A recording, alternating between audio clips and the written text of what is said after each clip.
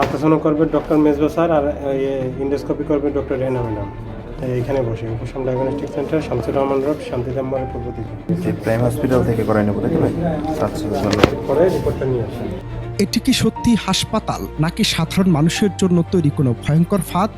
নাম Khulna medical college হাসপাতাল, কিন্তু রোগী ও স্বজনদের অভিযোগ এখানে চিকিৎসার চেয়ে বেশি চলছে কমিশন বাণিজ্য। চিকিৎসা নিতে এসে কেউ ফিরছেন হতাশ হয়ে, কেউ আবার নিঃস্ব হয়ে পড়ছেন একের পর এক টেস্টের চাপে। খুলনার আরংঘাটা থেকে মেয়েকে নিয়ে চিকিৎসার আশায় এক বাবার কণ্ঠে ক্ষোভ। এই হাসপাতালের নাম হাসপাতাল না রেখে কসাইখানা রাখা উচিত। এই হাসপাতালের নাম মেডিকেল কলেজ হাসপাতাল না রেখে কসাইখানা রাখা উচিত ছিল। প্রত্যেক ডাক্তার এক একটা ডায়াগনিস্ট সেন্টারের স্লিপ ধরাই দেয়। ঠিক আছে, খুবই গুরুত্বপূর্ণ টেস্ট। বাইরে আসলে এটা টেবিলে বসা, ওরা বলতেছে এটা মেডিকেলে হবে না, আপনি প্রাইম হসপিটাল সম্ভবত করিমনগর ওইখানে যান। কারণ সরকারি হাসপাতালের সস্তা চিকিৎসার আশায় আসা মানুষগুলোকে নাকি ঠেলে দেওয়া হচ্ছে নির্দিষ্ট বেসরকারি ডায়াগনস্টিক সেন্টারের দিকে। অভিযোগ উঠেছে চিকিৎসার আড়ালে এখানে গড়ে উঠেছে ভয়ঙ্কর কমিশন সিন্ডিকেট। রোগীর স্বজনদের দাবি, চিকিৎসকরা শুধু পরীক্ষা লিখে দিচ্ছেন না, সঙ্গে ধরিয়ে দিচ্ছেন নির্দিষ্ট ডায়াগনস্টিক সেন্টারের টোকেনও। এক জায়গা থেকে পরীক্ষা করে রিপোর্ট আনলে অন্য চিকিৎসক সেই রিপোর্ট বাতিল করে আবার পাঠিয়ে দিচ্ছেন আরেকটি প্রতিষ্ঠানে। ফলে এক রোগীকে গুনতে হচ্ছে বারবার অতিরিক্ত টাকা।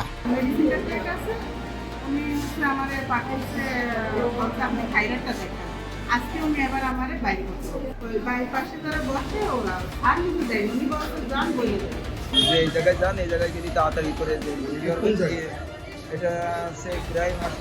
সরেজমিনে হাসপাতালের আউটডোর বিভাগ ঘুরে দেখা গেছে বিভিন্ন চিকিৎসকের কক্ষ থেকেই রোগীদের হাতে তুলে দেওয়া হচ্ছে বেসরকারি ডায়াগনস্টিক সেন্টারের ঠিকানা। গোপন ক্যামেরায় ধারণ করা দৃশ্যেও মিলেছে একই চিত্র। সেখানে রোগীদের বলা হচ্ছে সরকারি হাসপাতালে পরীক্ষা করাতে গেলে সময় লাগবে, বাইরে করলে দ্রুত রিপোর্ট পাওয়া যাবে। এমনকি কিছু ক্ষেত্রে বেসরকারি রিপোর্টকেও ভালো বলেও রোগীদের প্রভাবিত করার অভিযোগ উঠেছে। সবচেয়ে ভয়ঙ্কর বিষয় হলো এই কমিশন বাণিজ্যের পুরো চাপ গিয়ে পড়ছে নিম্ন আয়ের সাধারণ মানুষের উপর। হাসপাতাল প্রশাসন বাইরে দালাল বিরোধী অভিযান চালালেও ভেতরে এই শক্তিশালী নেটওয়ার্ক যেন থেকে যাচ্ছে ধরা ছোঁয়ার বাইরে। রোগীর হাতে স্লিপ ধরাই দিয়ে বলে অমুক জায়গা থেকে তুমি টেস্ট করে নিয়ে আসো, তা নাহলে তোমার এই রিপোর্ট আমি দেখবো না।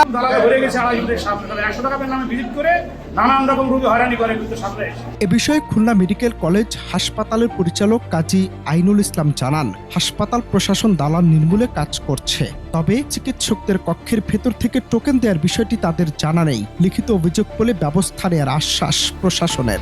ডাক্তাররা যদি এটার সাথে ইনভলভ হয় সেটা আসলে দুঃখজনক। কেউ যদি লিখিত অভিযোগ দেয় তো সেটা আমরা আরো খোঁজখবর করে তদারকি করে এটা জোরদার করব। হ্যাঁ, এটা কখনো আসলে কাম্য না। যদি আসলে এই বিষয়টা আছে সব জায়গায়, সব সরকারি হসপিটালকে আসলে মানুষ একটা রিসোর্সের জায়গা মনে করে যে এখান থেকে কিছু ইনকাম করা যাবে, ইনভেস্টিগেশন হোক, অন্য বিভিন্ন লাইনের। তো আমরা ওটার পক্ষে না, আমরা এগেইনস্টে ব্যবস্থা নেই। খুলনা মেডিকেল কলেজ হাসপাতালের ডক্টরস অ্যাসোসিয়েশন অব বাংলাদেশ ড্যাবের সাধারণ সম্পাদক ডাক্তার পলাশও স্বীকার করেছেন, কিছু চিকিৎসক অনৈতিক সুবিধার জন্য এমন কর্মকাণ্ডে জড়িত আছেন। আপনি যে প্রশ্ন করলেন যে অনেক চিকিৎসক জড়িত, অনেক নাম মনে হয় অল্প কিছু জড়িত, এদের জন্য চিকিৎসক সমাজের বদনাম হচ্ছে। বা আপনি দেখবেন যে আসলে ডাক্তার বাদ দেন, একটা বেগুন গাছে যদি দেখেন 10টা বেগুন দেখবেন, একটা দুইটা বেগুনে পোকা, কিন্তু আসলে বদনাম হয় যে ওই বেগুনে পোকা ধরছে।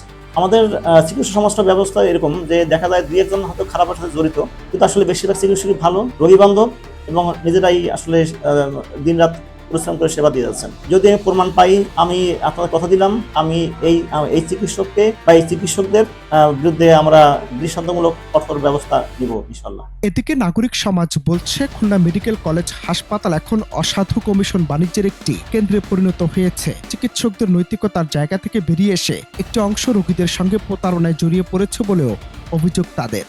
আমরা শুনি যে চিকিৎসকের টেবিলে একাধিক প্যাথোলজির স্লিপ থাকে এবং সেই স্লিপ দিয়ে তাদেরকে সেভাবে তাদেরকে সাজেস্ট করা হয় যে এখান থেকে টেস্ট করে নিয়ে আসেন। আবার উনি যখন থাকেন না, যখন অন্য ডক্টরের কাছে নিয়ে যান, ডিউটি অবস্থায় যারা পড়েন সেখানে যখন নিয়ে যান, তখন আবার তারা সেই প্যাথোলজির টেস্ট আবার মানতে চান না।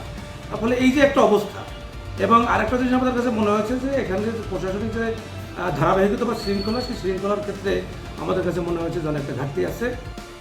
অনন্ত হাসান মাসুদ, বাংলা টিভি।